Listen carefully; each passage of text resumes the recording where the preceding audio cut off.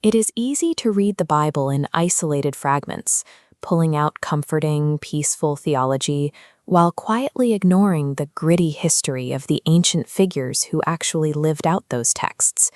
But this separation creates an incomplete picture. To understand the unmerited grace detailed in the New Testament, we have to look directly at the human failure recorded in the Old. This specific account of family betrayal demonstrates how grace functions amidst a broken story. We start with a household defined by divided loyalties. Jacob, later known as Israel, lived in Canaan with 12 sons born to multiple wives and maids. Out of all 12, 17-year-old Joseph was the favorite, the child of Jacob's old age. His brothers despised him for 3 distinct reasons. First, Joseph brought bad reports, tattling, to their father. Second, Jacob gave him an ornamented robe, a status symbol exempting him from labor.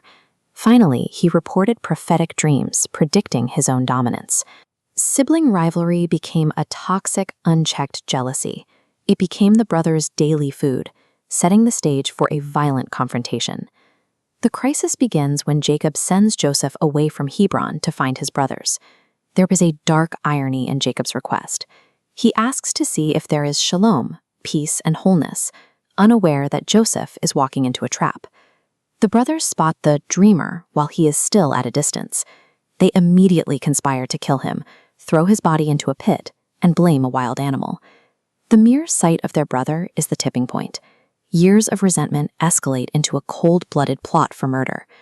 Outright murder is only avoided when the eldest brothers, Reuben and Judah, broker a compromise. They strip Joseph of his ornamented robe, destroying his symbol of status. They throw their brother into a large, dry rainwater cistern, leaving him trapped in the wilderness. After discarding him, the brothers sit down to eat a meal right next to the prison where Joseph is trapped. When a caravan of traders passes by, the brothers decide to sell Joseph into Egyptian slavery for 20 pieces of silver. As Joseph is taken toward Egypt, human betrayal appears to have won, fracturing the family permanently.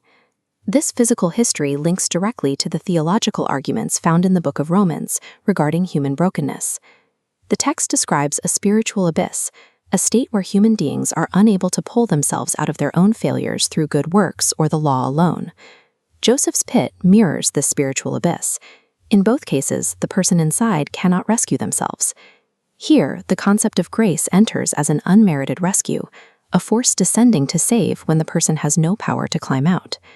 The ugliness of the Genesis betrayal proves a larger point. Grace moves through deeply flawed and dysfunctional people, not just perfect ones. Joseph's future in Egypt reflects this. He rises to power and eventually provides food and safety for the very brothers who betrayed him.